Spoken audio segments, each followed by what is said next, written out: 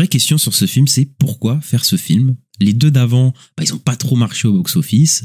Bon, là, ils ont mis Jared Leto. Est-ce que c'était pas un peu sûr que ça allait pas être très bon? Ces Avengers ne peuvent pas vaincre le trou. Pas seul. Oui, le professeur? Il n'y a pas de professeur ici. T'as de la poigne pour un tétard. Il y a un œil à ma nana. Alors, certes, il y a eu des scènes de panique, Banana. certains préjugés. Et on descend avec le lapin blanc au fond du gouffre. Eastwood. Clint Eastwood. Qu'est-ce que c'est que ce nom à la mort moelle-meuille? Sa vie dans une école. Pourquoi vous obstinez-vous à ne pas comprendre mon action? Bienvenue dans ce nouvel épisode de LCDS. LCDS, c'est le format critique de la nuit des sorties. On analyse un film ou une série. Et pour ce faire, je suis comme d'habitude avec Al. Bonsoir Al. Bonsoir, comment tu vas? Ça va et toi?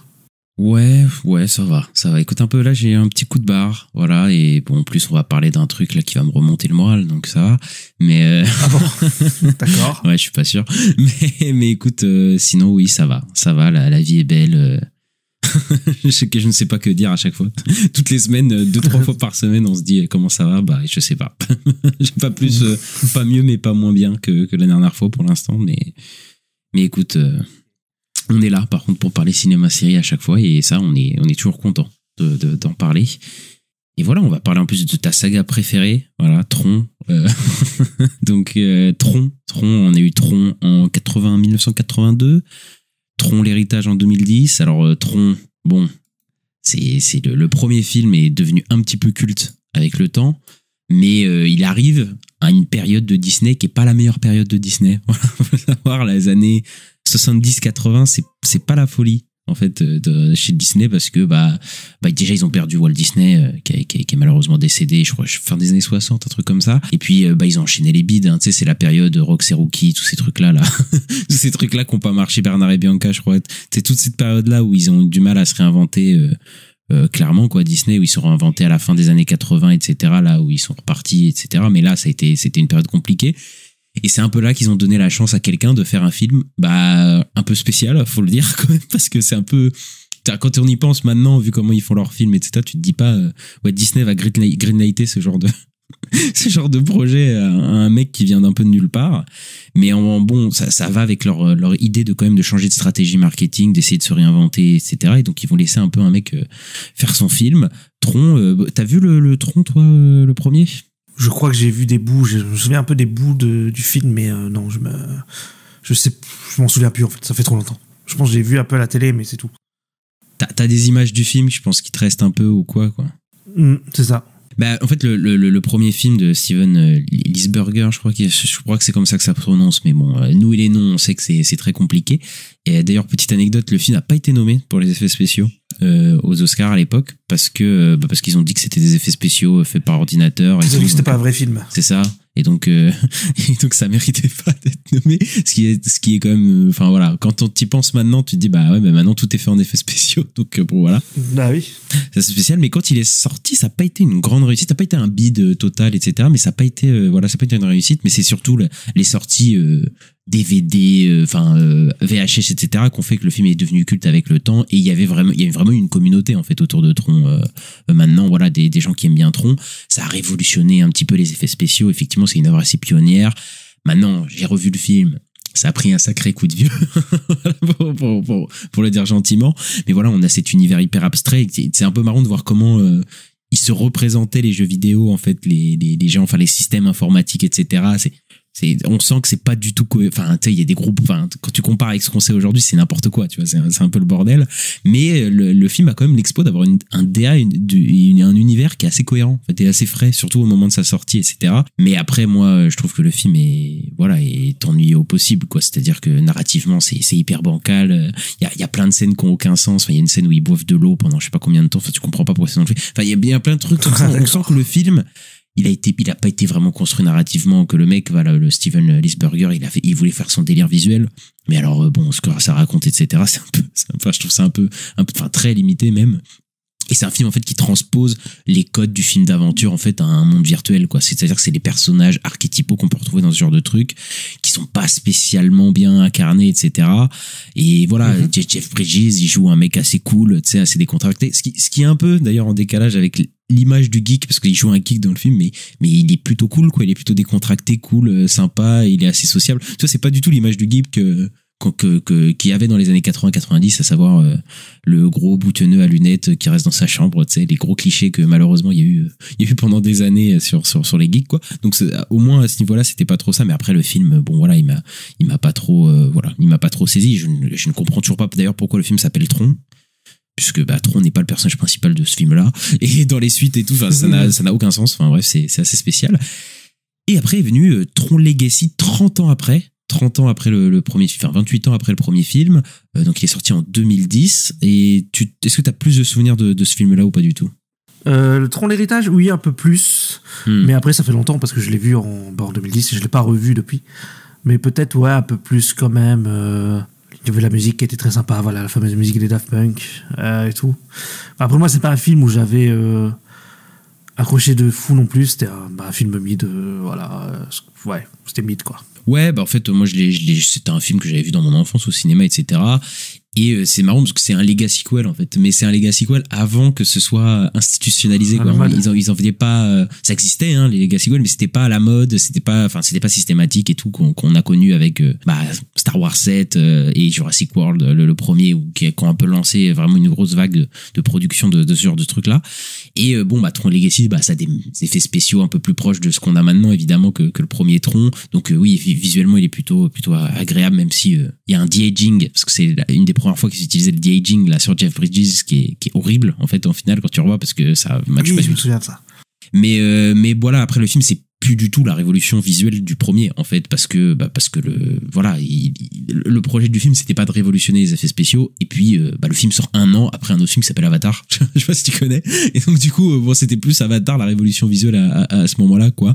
Mais après, le film visuellement est très propre, comme chaque film de Joseph Kosinski d'ailleurs, qui a fait Oblivion, qui a fait Top Gun Maverick, etc. C'est des films qui sont, je trouve, plutôt bien, sont léchés, etc. Mais il y a pas vraiment, c'est pas vraiment incarné, il y a pas de pattes. Il y a quelques scènes d'action pas mal, il y a même pas mal de scènes d'action qui sont vraiment, vraiment sympas visuellement, etc.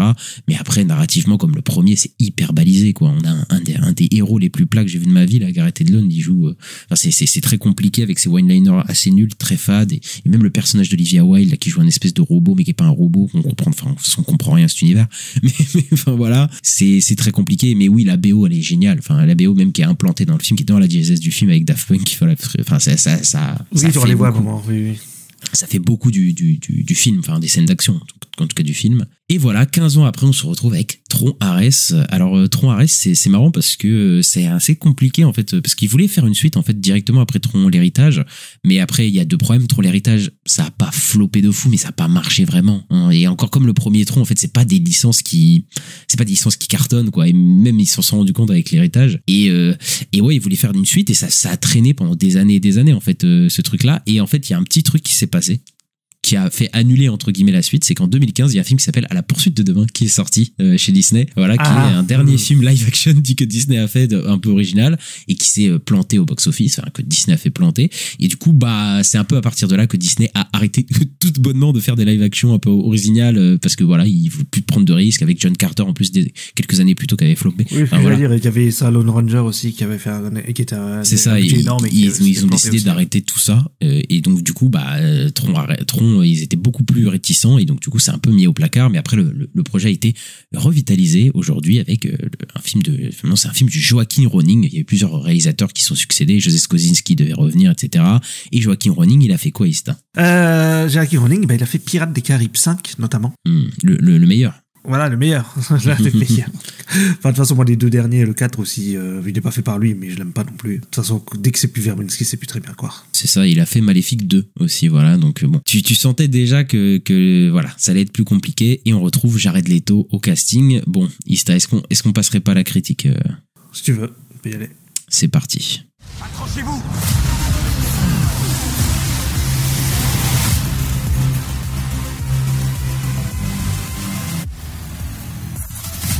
L'étonnante aventure d'un programme hautement sophistiqué du nom de Ares, envoyé du monde numérique au monde réel pour une mission dangereuse qui marquera la première rencontre de l'humanité avec des êtres dotés d'une intelligence artificielle. Jared Leto, Jeff Bridges, Greta Lee, Evan Peters, Jodie Turner-Smith, Hassan Minhaj, j'espère que je dis bien son nom, et un tas d'autres acteurs. On n'a pas dit le budget, on a oublié. Il a coûté entre 180 et 200 millions de dollars. Et il s'agit de poser la traditionnelle question, qu'est-ce que tu as pensé rapidement sommairement de Tron Ares? Eh ben, c'est un film Tron, quoi. C'est-à-dire que c'est un film mid, comme tous les autres. Moi, j'aime bien le visuel, j'aime bien l'univers. Le rouge de partout et tout, j'aime bien. Je trouve qu'il y avait... je trouve que ça a de la gueule, quand même. J'aime bien le visuel. La musique aussi est très sympa, de Nine Inch Nails et tout. Mais après, le problème, c'est plus les personnages, quoi. Les personnages et l'histoire. Parce qu'en fait, tu t'attaches à aucun des personnages, ils sont très plats. Je trouve que ouais, c'est un peu compliqué. Et l'histoire, moi, j'étais pas dedans. Enfin, j'ai l'impression que c'est hyper compliqué pour rien. Je sais pas. C'est avec cette histoire de code et machin, ils disent des phrases pour faire des trucs, genre on est dans des ordinateurs ou je sais pas quoi. Mais j'ai l'impression que ça veut un peu rien dire. Mais voilà, c'est un film Tron, ça se regarde. Voilà, je me suis pas, voilà, c'est pas, enfin, je veux dire, ça passe quoi, mais c'est très mid, quoi. Comme les autres. La vraie question sur ce film, c'est pourquoi faire ce film? Les deux d'avant, ils ont pas trop marché au box-office. Bon, là, ils ont mis Jared Leto. Est-ce que c'était pas un peu sûr que ça allait pas être très bon? En vrai, Ista, je te pose la question parce que j'ai l'impression que tous les signaux étaient au rouge et le film, je pense qu'il va flopper. En tout cas, il est paré pour ne pas vraiment se rembourser et c'est un peu normal parce que cette franchise, j'ai l'impression qu'il y a une communauté qui la supporte, mais bon voilà, c'est pas une franchise qui est destinée à faire beaucoup d'entrées et en plus le film, il est comme tous les films Tron, narrativement hyper bancal. Et je pense que c'est le pire film Tron parce que je pense qu'il y a tous les défauts de Tron mais exacerbés, quoi. C'est-à-dire que là on a des discussions dans des dialogues et tout qui essayent d'expliquer la cohérence du monde, le monde qui n'a aucune cohérence. Il faut arrêter d'essayer de chercher la cohérence, d'essayer de crédibiliser ce truc-là parce que c'est complètement débile. Et le problème, je pense, de ce film, c'est qu'il essaye de transposer l'univers de Tron à notre univers, c'est-à-dire de faire passer les êtres d'intelligence artificielle à notre monde. Et je trouve que le pari est pas du tout réussi. Et même la promesse est pas si alléchante que ça, parce que le principe de base qui est intéressant dans Tron, c'est quand même d'aller dans cet univers virtuel. Et là, là, on a un gros problème à ce niveau-là. Et après, je vais pas revenir ce que t'as dit, mais les personnages, etc., c'est d'un déjà vu, c'est d'un fade, etc. Et même s'il y en a certains, je pense à Greta Lee qui essaye un peu de sauver les meubles, enfin, c'est pas possible, en fait, de sauver ce truc-là, qui est d'une fadeur abyssale et qui a un propos sur l'IA, même qui est d'une niaiserie, qui est assez confondante, je trouve. Mais moi, j'ai peut-être une réponse à une de tes questions. Hein. Sur le coup, t'as dit pourquoi faire ce film-là? Moi, je pense que c'est pour les parcs d'attraction. Parce que j'ai cru comprendre qu'il y a une attraction qui marche bien, Tron, dans un des parcs Disney aux États-Unis. Et je pense qu'il y a peut-être un délire comme ça autour de ça aussi. C'est pas déconnant parce qu'ils ont déjà fait des films par rapport à des parcs d'attractions, mais c'est vrai que peut-être que l'attraction marche bien et à chaque fois ils se disent là peut-être là ça va marcher et à chaque fois ça marche pas. Puis d'ailleurs ils avaient fait il y a quelques années, tout le monde a oublié, mais là ils avaient fait La Maison Hantée. D'ailleurs je crois que c'est La Maison Hantée qui était déjà avec Jared Leto. Donc je crois qu'il faut arrêter en plus. Mais oui, tout le monde a oublié ce film et je crois que c'est pour une bonne raison. Pour le coup. Je l'ai pas vu de toute façon, mais oui. Mais moi j'aimerais revenir un truc sur ce film et même sur toute la saga. Est-ce que quelqu'un comprend quelque chose à cet univers? Franchement. Parce que, non mais, franchement, j'ai l'impression qu'en fait, tout est possible, rien n'a de sens dans ce monde. Et qu'en fait, comme tout est possible, rien n'a vraiment d'importance. Enfin, j'ai l'impression que il n'y a pas vraiment de limite en fait à ce qu'ils peuvent faire. Ils font un peu ce qu'ils veulent, ce qui arrange leur scénario, etc.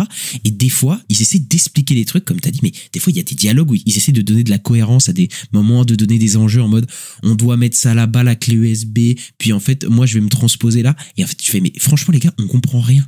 Et de toute façon, il n'y a rien à comprendre parce qu'il n'y a aucune cohérence dans l'univers. Parce que moi, à partir du moment où ils peuvent transposer n'importe quoi, n'importe quel objet du monde, de l'ancien monde, mais il y a plein de moments dans le film où tu dis, mais pourquoi ils font pas ça en fait? Pourquoi ils transposent pas ça? Pourquoi ils font pas ci? Et en fait, je me dis, mais en fait, arrêtez d'essayer d'expliquer les choses, essayez de rendre le truc cohérent et juste éclatez-vous avec le concept. Et moi, à chaque fois dans le film que les mecs parlent, j'ai envie de leur dire mais taisez-vous en fait. Mais arrêtez, taisez-vous et tapez-vous avec la musique en fait. Tapez-vous avec la musique, avec les néons. Faites ça parce qu'en fait, à chaque fois que vous parlez, j'ai l'impression qu'ils essayent J'ai l'impression qu'ils essayent de prendre leur truc au sérieux en mode en mode on a un univers cohérent, etc. Et en plus des fois ils veulent avoir un propos fort, hein, tu sais, ils veulent dire des choses sur le monde, etc. Mais tu dis mais fermez là les gars, vous êtes des gars en armure fluorescente qui se battent genre juste, enfin c'est pas possible. Genre, amusez-vous quoi. Amusez-vous déjà avec ce que vous faites et après on verra avec les conceptions du monde, etc. Parce que là mais c'est complètement con quoi, c'est complètement con cet univers je trouve. Ouais, tu trouves non mais c'est vrai que c'est compliqué à comprendre et j'ai pas tout compris non plus. Après moi sur les scènes d'action, je trouvais que ça se regardait bien en fait. Elles sont pas charcutées et tout, ça va, tu vois. Bon, c'est pas les meilleures scènes d'action que j'ai vues de ma vie, mais je trouve qu'elles étaient ok quoi. Mais oui, après c'est vrai en fait ce qui est dommage c'est que il y a ce truc des personnages du monde virtuel qui vont dans le monde réel alors qu'en fait le monde virtuel il est bien plus cool quoi. Moi j'ai plus envie de rester là-dedans que de partir sur la Terre. Bah moi aussi oui, c'est un peu ça que je comprends pas, c'est PK, pourquoi venir dans le monde des humains en fait, c'est nouveau, après on pourra pas dire que là ils ont pas essayé quelque chose de nouveau, etc. Mais en fait ça devient très vite chiant quand tu vois les mecs de tronc dans des bagnoles et dans le monde réel, tu sais, tu fais mais ah ouais tu dis mais en fait j'ai eu l'impression moi qu'au milieu du film il y a eu un changement trop bizarre où c'est devenu humoristique, c'était trop bizarre dans la voiture là. Non mais on parlera des moments gênants du film parce que c'est vrai qu'il y a des moments où tu te dis mais en fait ça c'est un cahier des charges, enfin il y a même un personnage je soupçonne qu'ils ont ramené. Comic relief. Ouais, il y a un comic relief qu'ils ont ramené juste pour ça, quoi. Mais en fait, j'ai un problème, c'est-à-dire qu'ils en font rien, en fait, ce truc-là. Ce fait des humains des intelligences artificielles qui vont dans le monde des humains. C'est-à-dire que, mais même d'ailleurs, on a quelques moments, hein, dans le monde virtuel, hein, quand même, hein, on passe un petit moment. Mais en fait, c'est marrant, mais tu vois, j'ai vu Tron l'héritage juste avant. Tron l'héritage, c'est pas un bon film, hein, mais au moins il s'attardait, tu sais, sur le lieu un peu, tu sais, de te montrer un peu comment, enfin les grandes étendues, comment un peu, la beauté tout simplement de ce monde virtuel et tout. Là, je te jure que c'est tellement pauvre. Dans le monde virtuel, ils sont dans leur petite colline et tout, il y a rien qui se passe, on s'attarde rien, il y a même pas le côté un peu merveilleux de l'univers et tout qui était vraiment mis en avant dans les 2 premiers films et tout. Et après ça arrive dans le monde réel et tu fais bon après les effets spéciaux par contre oui, les effets spéciaux sont superbes, il y a pas de problème là. Par contre là, tu vois, il comme dans le dernier film, c'est vraiment quali quoi. On pourra pas dire comme dans le dernier Marvel Disney ils font mal. Non, là c'est quali quand même. Les effets spéciaux sont superbes et tout. Mais enfin au service de quelque chose, je trouve qui est beaucoup moins impressionnant. Tu vois, dans celui d'avant, tu passes tout le film dedans quoi, quasiment. Et là la DA, elle est beaucoup moins poussée en fait que le précédent. Elle est même clairement en dessous que Tron l'héritage. Ah ouais, moi j'aime bien la DA, mais j'aime bien le rouge et noir. Je déteste pas la DA, mais je trouve que quand t'as vu Tron l'héritage avant, t'as l'impression de reculer en fait. T'as l'impression que ça invente beaucoup moins de choses que Tron l'héritage, tu vois. Ça reprend beaucoup de Tron l'héritage, hein, ça reprend beaucoup des visuels, etc. Mais ça pousse pas vraiment le concept, tu vois. Et je pense que c'est dû au fait qu'ils ont qu'ils ont amené dans le monde en fait humain en fait. Donc, du coup t'as beaucoup moins de possibilités visuelles, etc. quoi. Même s'il y a quelques séquences qui sont sympas. Je pense. Après moi j'ai un problème avec les scènes d'action, c'est il y a des idées qui sont sympas. La course poursuite par exemple en ville, moi je la trouve pas dégueu. Tu vois, avec les motos on sent vraiment le poids des véhicules, etc. Et même ça se finit comme dans les 2 précédents, ça finit en jeu un peu de Snake, tu sais, où tu dois bloquer la route avec ta tracée derrière toi, etc. Et ça c'est ça fait des très belles tracés rouges, bleus, etc. C'est vraiment des séquences qui est pas mal. Mais en fait j'ai un problème de mise en scène en fait. Surtout d'ailleurs dans les combats. Par exemple les combats, je trouve que c'est un peu, tu vois, encore les courses poursuites et tout ça peut aller, mais les combats, je trouve que là la mise en scène elle est pas du tout énergique quoi. C'est alors que pourtant, enfin c'est fou, mais t'as la musique, t'as les espèces de néons là pour faire des trucs visuellement beaux, mais les graphismes sont sympas aussi. Mais les montages, il est pas, enfin je le trouve vraiment pas énergique quoi. Tu vois, j'ai pas de séquence ou de moment où je me dis putain là cette séquence d'action, cette chorégraphie elle est bien mise en valeur et tout. C'est assez dommage. Et là pour revenir juste à la scène de moto, c'est-à-dire qu'il y a les traces néons, etc. derrière, etc. Mais j'ai l'impression que c'est pas du tout poussé. C'est-à-dire que ça utilise pas du tout son décor. C'est-à-dire que dans le film, les traces de néon laissées par les motos, c'est palpable en fait. Si tu te cognes dedans, c'est comme un vrai mur, tu vois, c'est un vrai truc. Et en fait, au début de la course, on voit le tracé qui découpe une voiture en 2. Tu vois, il y a un plan au ralenti, tu te dis, oh là, ça va être fou, là. La course-poursuite dans la ville, ça va être un truc de dingue. Et il laisse des tracés partout, il y a aucune voiture qui s'éclate dedans, quasiment. Il y a jamais de destruction dans la ville, etc. Tu te dis, mais non, mais cassez tout, quoi. Ça aurait pu être Oui, t'as tellement l'impression qu'il cool. n'y a plus personne, quoi. Mais oui, t'as l'impression que toutes les voitures s'arrêtent gentiment sur la tracée et tout. Tu fais, ben non, là, faut exploiter les autres véhicules qui se cassent dedans, qui dérapent et tout. Enfin, ça aurait pu être exploité beaucoup plus, quoi. Et j'ai ce problème-là avec pas mal de séquences. Il y a une séquence où, ils sont dans le monde virtuel d'ailleurs, ils s'échappent avec Jared Leto et ils utilisent une espèce de sous-marin bizarre là. Ils sont sous l'eau et en fait, ils utilisent pas du tout le fait d'aller sous l'eau énormément. En fait, tu te dis mais en fait, exploite beaucoup plus le truc, quoi. Et je pense que c'est un des défauts du film, c'est-à-dire que tu fais un film Tron, les mecs se prennent au sérieux comme pas possible. Mais déjà, éclate-toi avec ton putain de concept, quoi. En fait, c'est un truc de fou parce que moi, les 3 films Tron, je trouve qu'ils exploitent pas de fou leur concept. Enfin, je trouve qu'ils pourraient pousser à chaque fois le truc encore plus loin, quoi. Et c'est peut-être Tron l'héritage, qui le pousse peut-être le plus, quoi. Mais je serais toujours frustré de me dire, mais j'aurais jamais assez exploré cet univers de Tron, ce truc-là. Enfin, sur 3 films, c'est un peu dommage, quoi. Je trouve, quoi. Dans le premier, il reste longtemps, non, dedans, non? Oui, mais Il reste pas tout le film aussi? complètement. Il reste, enfin, tout le film, je sais pas, mais en tout cas, au moins les 3/4 du film, il reste pas mal dedans. Mais comme Tron l'héritage, mais à chaque fois, je me dis, putain, mais il y a des grosses zones de vide, etc. Il pourrait beaucoup plus explorer, tu vois. À chaque fois, je me dis, il pourrait aller plus loin, tu vois. Mais bon, là, c'est vraiment plus limité que les deux autres, là, quand même, je dois avouer. Et moi, je trouve que, ouais, c'est pas très énergique dans la mise en scène, c'est assez plat, souvent, quoi. Ah, moi, j'ai trouvé que la caméra, elle bougeait beaucoup. Plein de fois où elle s'amuse à bouger et tout. Mais je me suis dit, en fait, il y a un gros côté attraction, en fait. Comme je parlais du parc d'attraction tout à l'heure, là. Et je trouve qu'il y a un gros côté, ils veulent faire... comme si tu étais dans une attraction où, voilà, ça bouge tout le temps. La caméra, elle bouge tout le temps. Elle va dans les airs, elle descend, elle remonte, machin. Tu vois, j'ai trouvé qu'il y avait un truc comme ça, quoi. Ouais, je vois peut-être un peu ce que tu veux dire, mais toi, tu trouves pas qu'il y a des trucs quand même un peu décevants, même sur le côté attraction? Par exemple, à la fin, le final, là, genre le climax avec l'énorme portail qui arrive. Mais moi, je trouve que c'est décevant de fou, quoi. C'est-à-dire qu'il y a cet énorme portail qui arrive avec le Athéna, là, qui arrive C'est impressionnant, quand même. Mais non, mais le design est sympa, mais ça va à 2 à l'heure. Genre, ça va à 2 à l'heure, le truc. Oui. Ça avance à 2 à l'heure. Et quand ça arrive, ça fait un peu prout, quoi. Quand ça arrive dans le climax, ça fait pas, tu sais, tu te dis, à quoi ça va servir ce truc? Est-ce qu'il va y avoir un truc de destruction, un truc visuel? Et en fait, ça retombe vite et après ils se battent sur la route, quoi. Tu vois, tu fais bon, c'est un peu décevant quand même, tu vois. Et c'est un peu anticlimatique comme fin, quoi. Mais bon, heureusement il y a la musique quand même. Issa, tu l'as aimé la musique ou pas? Ouais, la musique, elle est cool. La musique, elle est très cool. Parce que toi, t'aimes bien Nine Inch Nails, toi, de toute façon. Pas spécialement plus que ça. Ah merde, je croyais. Non, j'ai pas beaucoup écouté. Enfin, je connais pas trop. Mais non, c'est bien. C'est bien. Enfin, ça donne un truc quand même. Ça donne une patch, je trouve. Ouais. Après, c'est vrai que moi, j'ai écouté les Daft Punk avant. Je préfère quand même les Daft Punk avant. Je dois avouer, quand même. Mais c'est vrai qu'elle a fait le taf, quoi. Et puis moi, les deux, là, Nine Inch Nails, à savoir Atticus Ross et Trent Reznor, en fait, moi, j'aime plutôt bien leur travail au ciné. En fait, à chaque fois au Challengers, c'était eux qui avaient fait la BO et c'était super.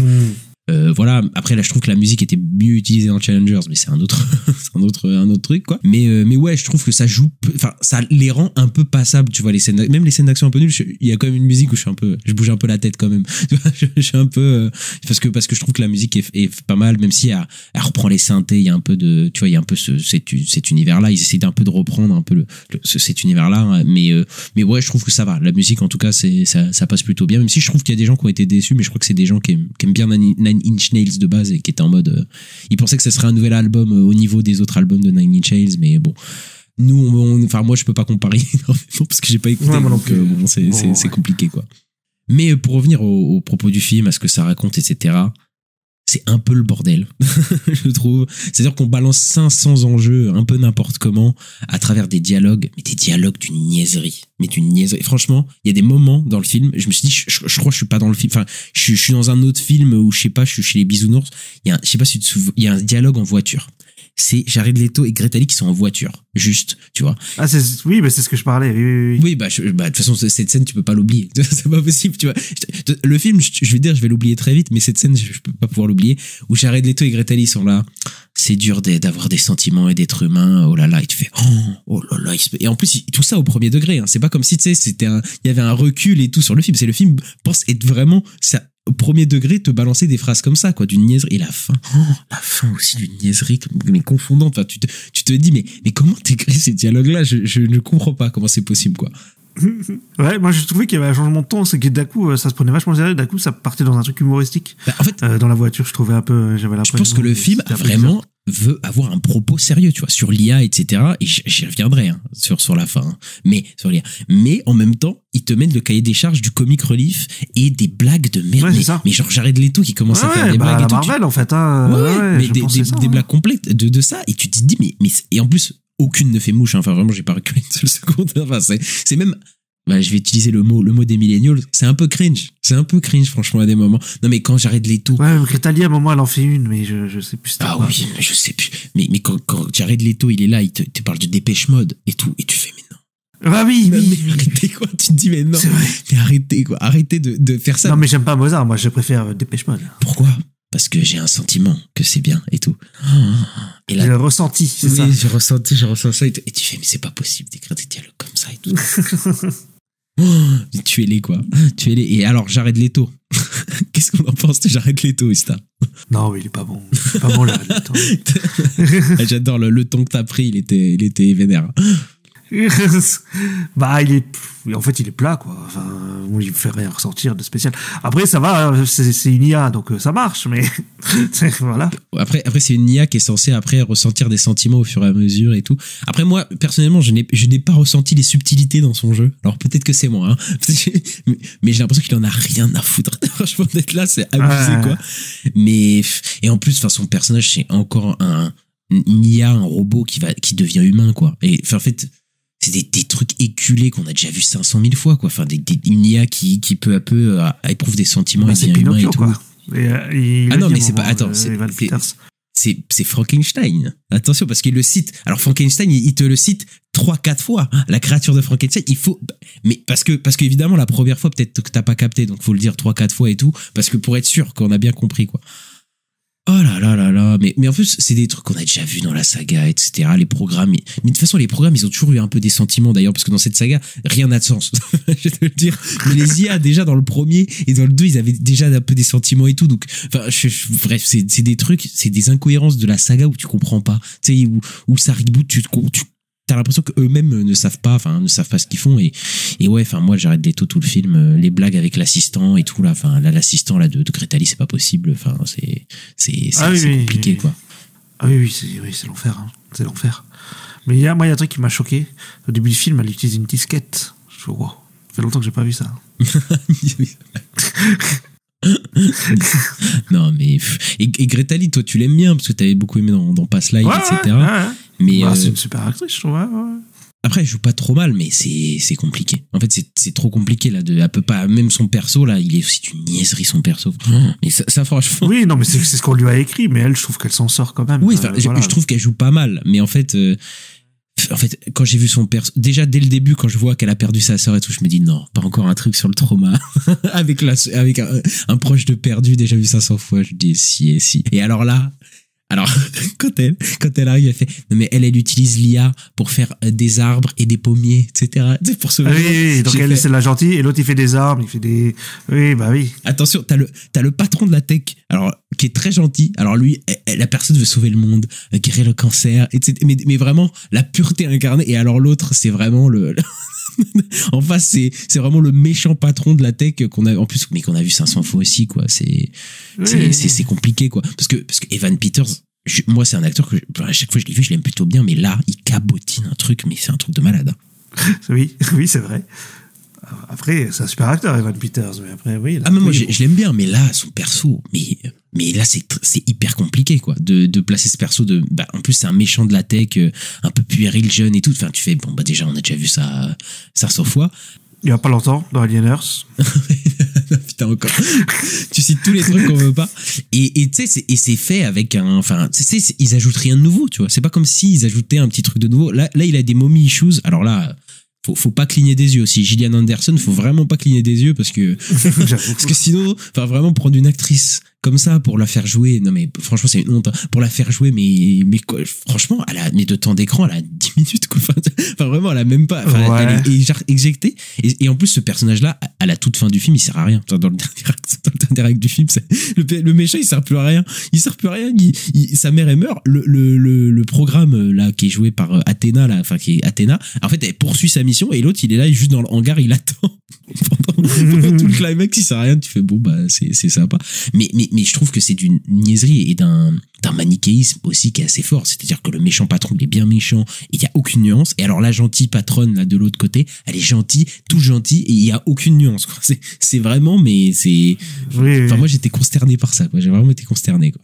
Mais je pense que l'idée, c'est... En fait, ils veulent trouver un nouveau public pour la franchise, je pense. Hein. Et ils veulent toucher peut-être les jeunes, tu vois. Donc, ils font des trucs très manichéens comme ça, quoi. Non, mais après, là, non, faut arrêter. T'es pas obligé de faire des trucs manichéens pour toucher les jeunes ou quoi. Là, ça, c'est juste des défauts d'écriture pour moi. Après, le fait qu'ils veulent toucher un nouveau public, je pense, parce que ça fait 15 ans depuis le dernier Tron. Ils ont pris des nouveaux acteurs. Donc là, ils redémarrent un petit peu.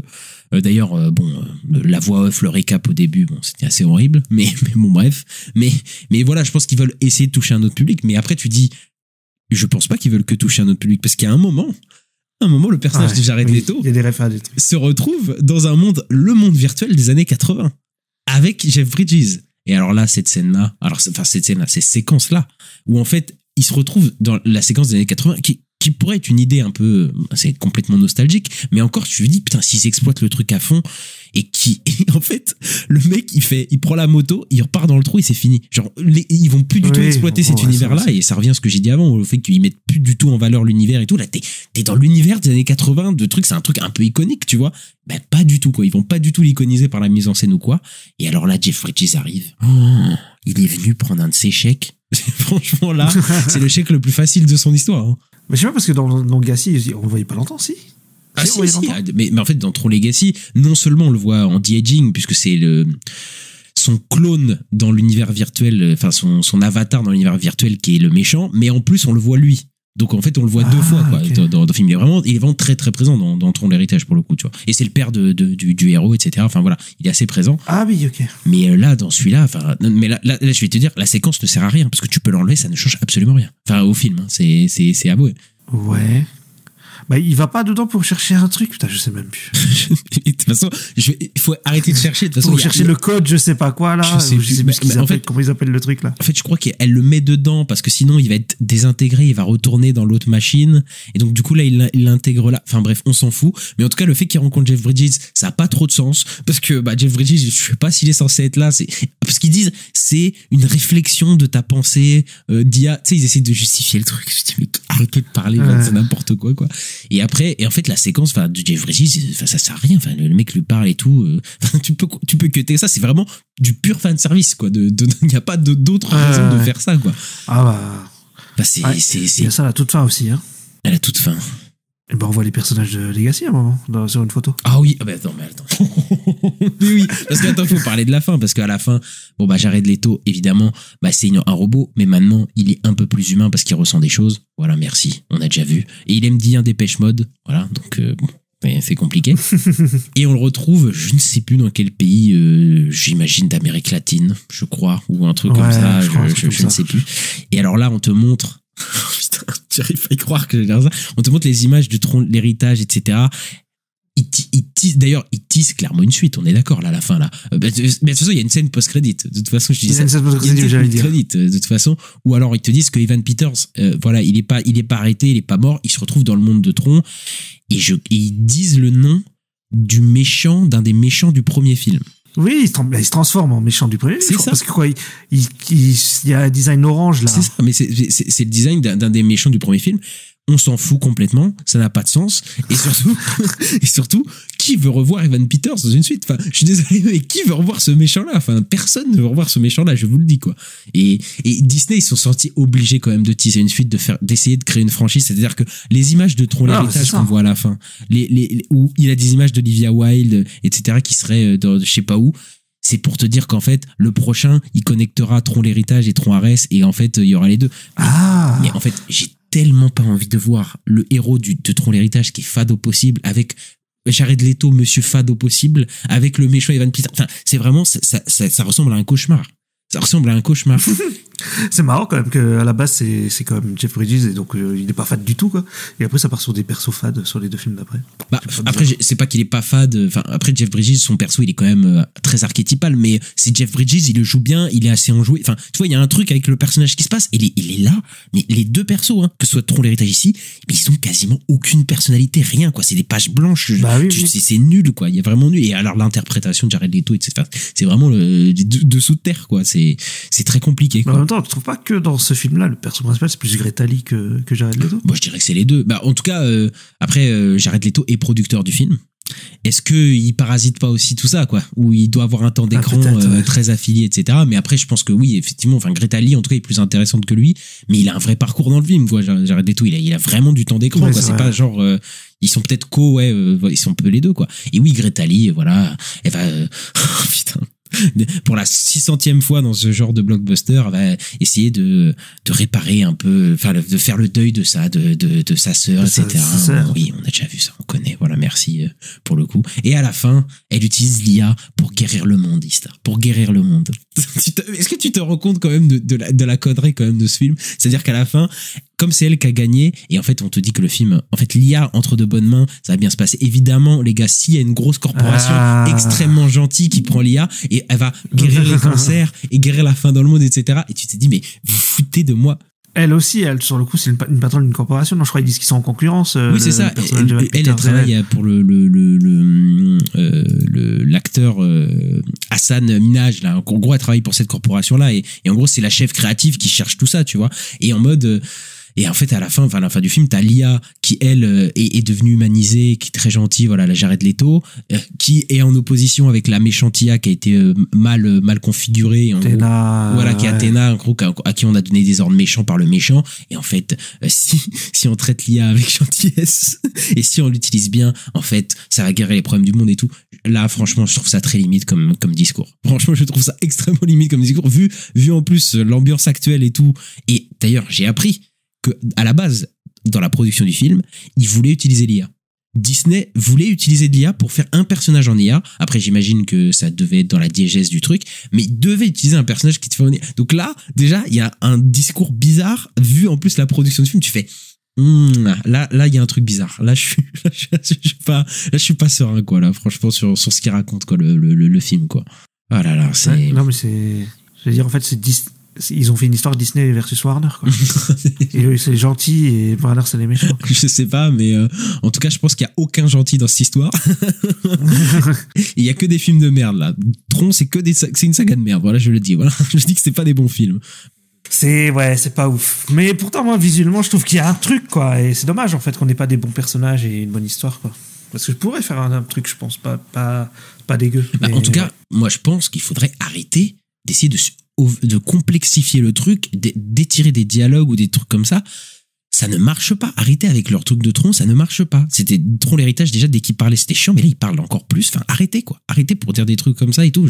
Juste, caractérisez-moi les personnages de manière bien. Faites des personnages un peu originaux, qui ont des bons traits de caractère, qui sont bien joués. Et puis après, bon, ok, le scénario, il sera peut-être pas bien écrit ou il sera peut-être un peu con, mais voilà, juste, tu te lâches avec ta mise en scène, tu fais des trucs. Mais là, franchement, l'univers de Tron, c'est quand même un truc de fou, quoi. Tu peux te dire, mais les idées visuelles que tu peux avoir à la minute, et enfin, je sais pas, moi j'ai toujours été très déceptif face à ce qu'on a eu, quoi, de cet univers-là, quoi. Donc ouais, c'est. Ouais, moi je sais que les motos elles me faisaient rêver quand même. Moi déjà. Ah oui, moi j'en veux une. Le design. Ouais. Moi j'en veux une dans la vie. Hein. J'ai pas le permis moto, mais je les veux bien dans la vie, quoi. Bon voilà, et bon bah après évidemment il n'y a pas trop de renouvellement des effets spéciaux non plus. Faudra attendre la fin de l'année, 17 décembre pour voir des claques en termes d'effets spéciaux. Mais ouais, moi je trouve que ça a quand même de la gueule, moi. Non oui, non mais je dis que ça a pas, c'est plus une révolution, quoi. C'est plus la révolution des effets spéciaux, mais oui, c'est très très clean. Et effectivement, le film a coûté 180-200 millions, donc voilà, blockbuster assez normal.